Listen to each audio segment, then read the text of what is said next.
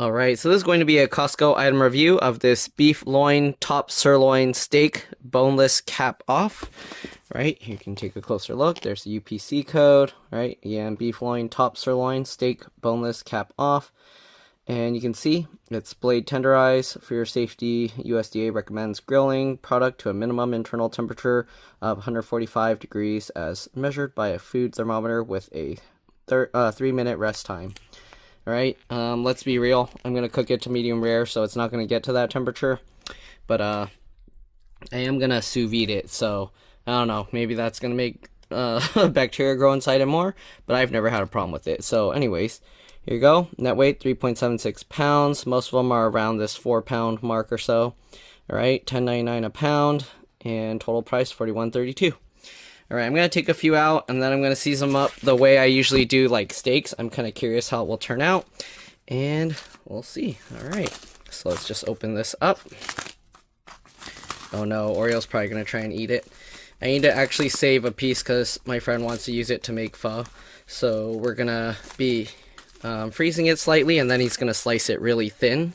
So I'm going to actually take one big chunk out and put that for later. Okay, so we're going to take this out, and we'll take the big chunk out. Okay, I'm just going to use my hands. Oreo, no. No. Oreo's going to try and eat it. Alright, so we got these pieces. I'm going to season them, and then we're going to go ahead and put them in the, what do you call it, vacuum seal bags. Alright. So open it up like that. I'm going to separate them a little bit so that the seasoning can get in between. Okay, and maybe I'll keep one outside so I can cook it separately. So we'll just do these 3, and then the other one I'll keep separate.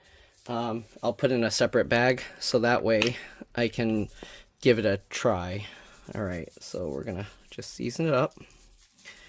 And this is just Kinder's The Blend salt, pepper, garlic powder. It's very simple. Normally I'll just use salt, pepper, and garlic powder. But with this, it's kind of, you don't even have to worry about getting the right proportions. So you just pour a whole bunch on. And if you want it more salty or less salty, you just put less or more or less. All right. So this seasoning is pretty nice and easy to do. All right. So if you want, you can just pat it all in there. Okay, this one's a bigger piece, so I probably will need more seasoning on it, but we'll see. All right, grab that, and we'll flip it over. There's the seasoning on the saran wrap, so we are going to have to kind of try and pick that all up later. Here you go. Okay, just like that. Alright, now we're going to sprinkle a bunch more on the other side. Usually beef, you can get quite a bit of salt on it. If anything, if it's too salty, just eat it with some rice or bread or mashed potatoes or something. But usually you can go pretty heavy on the salt for beef. Alright, so there we go. I'm not going to put the salt around on the edges. It's going to be sitting in the sous vide bag, so it'll be like in its own salty juices. So don't really need to worry too much about getting it all around. Okay. And then we can kind of flop all the extra seasoning that kind of fell out onto it. Alright, so we got this bag. I pre-sealed one side. So now we're going to go ahead and get the beef into the bag. Alright. So we got this. I'm just going to grab one and put it in. Okay. Try and avoid getting the edges dirty. If you want, you can roll the edges in to prevent it from getting the meat on it. But since I'm kind of just doing this real quick, we're not going to worry about it too much. Alright, I'm going to try and rotate it. Okay, and then we're going to go ahead and grab a second one. I am probably going to cut off a portion of this bag so that I can use the rest for the one that's going to be separate. And yeah, let me actually move this out of the way. And then we got the third one here. Okay. There we go. Maybe I should just get more bag material, because that was the end of the roll. Alright, I'm going to try and get this stuff and dump it in the bag, and I'll be back. Alright, so we got it bagged up and in the vacuum seal machine. We're going to vacuum it on sous vide mode. You can actually vacuum it on any mode, but this is moist, so you'd use the moist mode if you do it, just in case any juices come out and pull into the machine. Alright, so there we go. We're going to now seal it up. You can see it's pulling the juices in. I don't want it to pull too much and then spill into the machine. It does have a thing to clean it if it does happen, but there we go. Alright, and once that's done, it should be ready to go. There we go. Alright, you can see we got this all vacuum baggied and it should be good to go. I'm going to vacuum the one by itself and then I'll cook that one up later. Alright, we got this little one. Let's go ahead and vacuum it up. Hopefully this will work. Oops, sorry.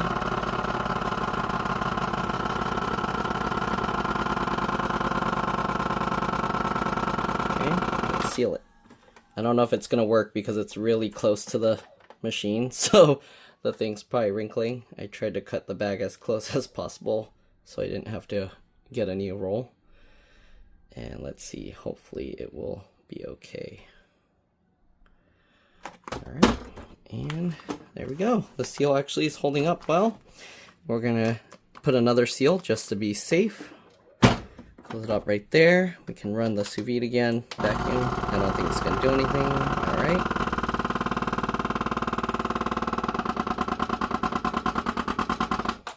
Okay, so now it pulled a very tight clamp down on here. It should be good to go. And yeah, so we're going to have to sous vide this one for about 2 hours. And then I can try grilling it up and see how it turns out.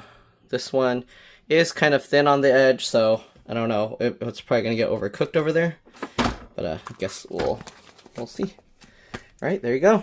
Let's go to the grill after we sous vide it for, I'm going to do, what, 128.5 for about maybe an hour and a half because this piece isn't that thick.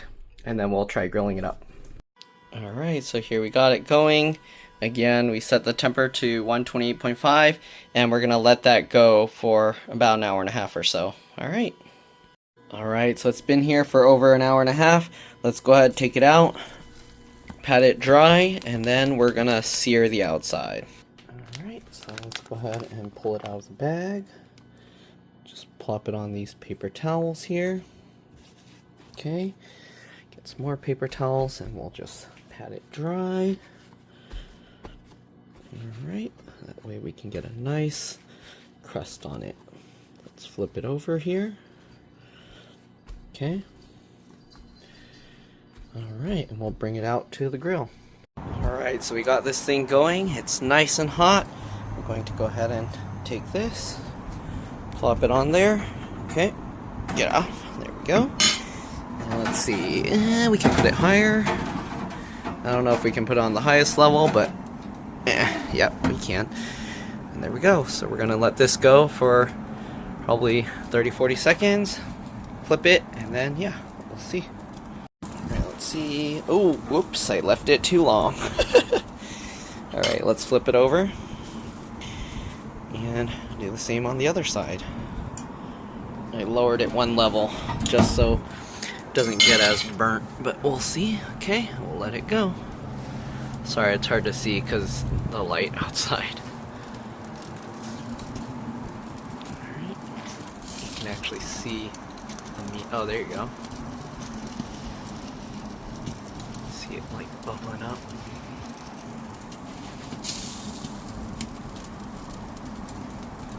Alright, let's take a look. It's looking good. Let me move it a little bit higher, back to the first one, and see. Let it go a little bit longer. It's really windy, so it's kind of, come on, you need to focus on the meat. There you go. Should be good in a few seconds, and then we'll pull it out.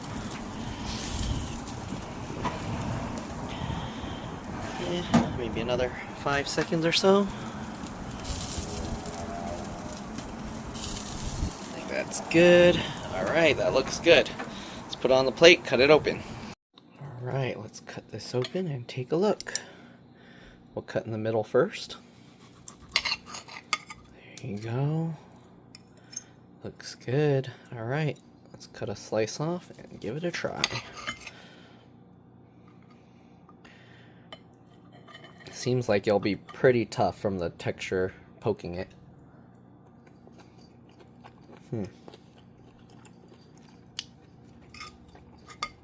It's a pretty tough cut.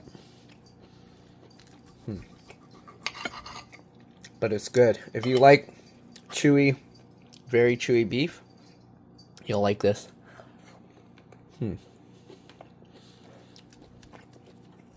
Has a very nice flavor. Lots of chew.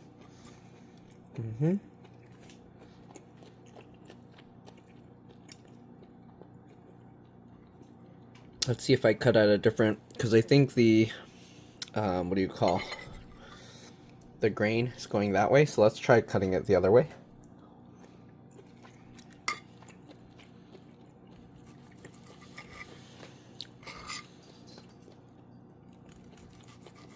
For tougher cuts, it's very important to cut the proper direction. Let's see how this goes.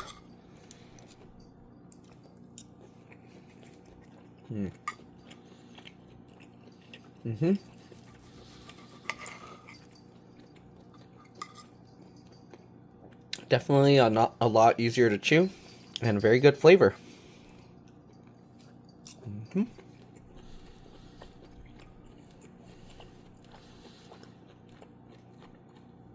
So yeah, if you get a cut of beef like this, I don't know if you can see, but the lines go through it this way. So you want to cut perpendicular through those lines. Let me see, I'll even cut a thicker piece just to try. Okay.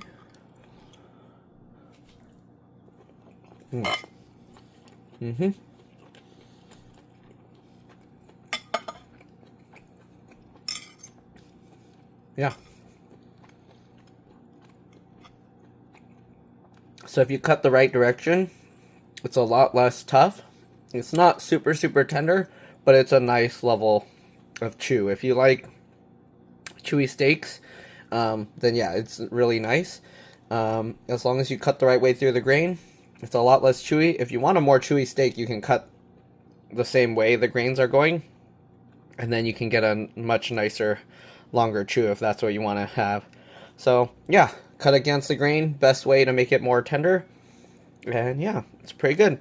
Alright, that's pretty much it. Thanks for watching, and I'll see you all in the next one. Bye.